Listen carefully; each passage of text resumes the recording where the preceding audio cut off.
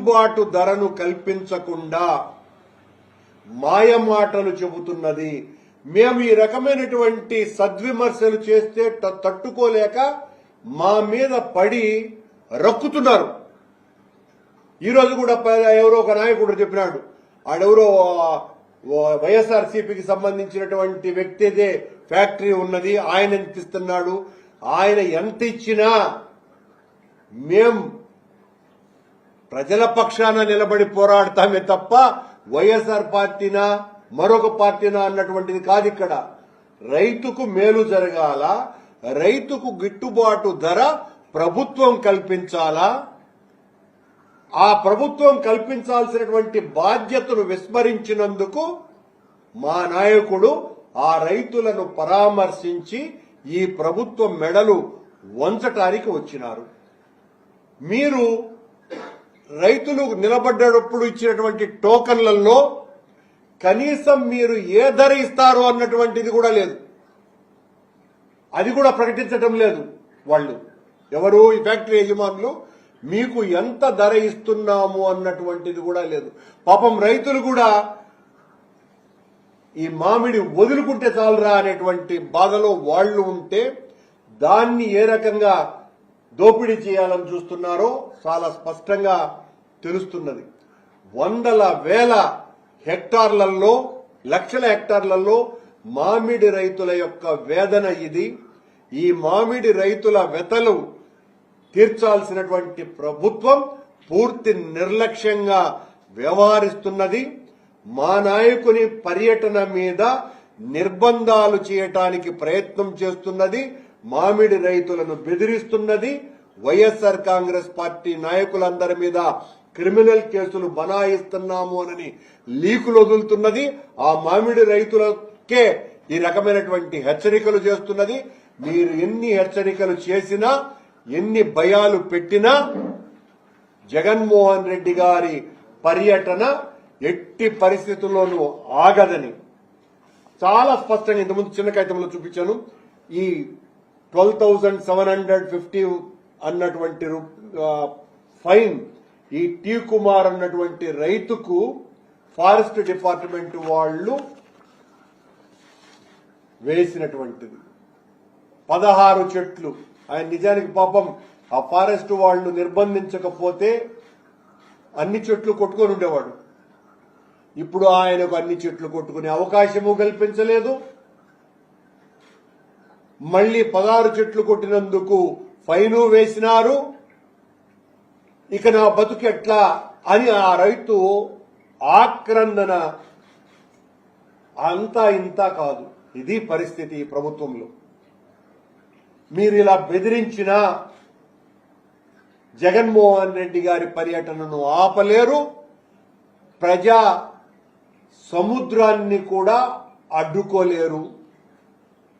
జగన్మోహన్ రెడ్డి గారు వస్తున్నారంటే మేమేదో సమీకరిస్తున్నాము అని మీరు ప్రచారం చేసుకోవాల్సిందే తప్ప జగన్మోహన్ రెడ్డి గారు ఈ రాష్ట్రంలోనే అత్యంత ప్రజాకర్షణ, ప్రజాదరణ కలిగినటువంటి నాయకుడు.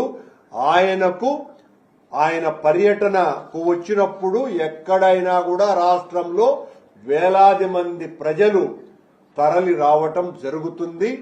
ప్రభుత్వం, ముఖ్యంగా పోలీసు అధికారులు ఆయనకు భద్రత కల్పించాల్సినటువంటి బాధ్యత మీ మీద ఉన్నది.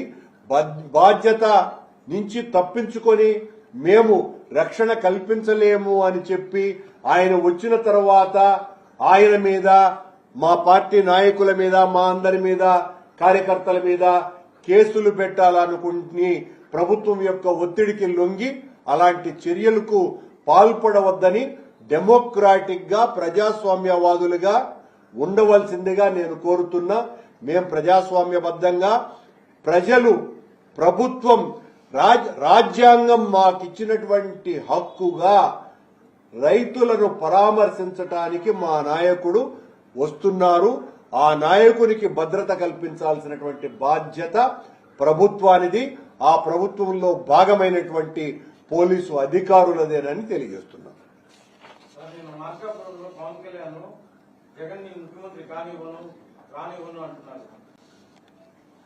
మన చిన్నప్పుడు ఒక సామెత ఉంది, కనంలో ఒక ఆయన కాళ్ళు లేని ఆయన అటు దారిలో పోయే వాళ్ళనందరినీ కూడా మీ దగ్గర ఉండేటి నా దగ్గర పెట్టేయండి, నేను లేస్తే మనిషిని గాను అంటాడట. అతను లేచేది లేదు, కానీ భయపడిన వాళ్ళంతా వీడు లేచాడు, మా కొబ్బలు ముచ్చుతాడు, మా కాళ్ళు చేతులు ఇచ్చుతాడు అని అనుకుని వాళ్ళ దగ్గర ఉండే డబ్బులన్నీ కూడా భయపడి దొంగ దగ్గర పెట్టేసిపోయేవాళ్ళంట. అసలు విషయం ఏంటంటే ఆ దొంగకు కాళ్లే లేవు. పవన్ కళ్యాణ్ మాటలు కూడా నిన్న ఆయన చెప్పినటువంటివి ఆ కనుములో కాళ్లు లేని వ్యక్తి ఏ రకమైనటువంటి బీరాలు పలికినాడో అలాంటి మాటలే. పవన్ కళ్యాణ్ అనేవాడు ఈ సంవత్సరంలో అప్పుడప్పుడు నిద్రలేస్తున్నటువంటి రాజకీయ బుసలు కొట్టేటువంటి ఒక సర్పం లాంటి వాడు. మీరు జాగ్రత్తగా గమనిస్తే పాపం ఆయన 3 నెలలకు 4 నెలలకు ఒకసారి లేచి ఇలాంటి మాటలు చెప్పి ఆ తర్వాత వెంటనే మళ్లీ సుషుప్తి అంటే నిద్రలేకి జారుకుంటారు. కనుక మేము పవన్ కళ్యాణ్ గారి మాటల్ని చాలా సీరియస్ గా తీసుకొని ఆ కనుమలో ఆ కాళ్లు లేని వాడిని చూసి దారిన పోయే బాటసారులు భయపడినట్టుగా భయపడేటువంటి పార్టీ మా పార్టీ కాదు.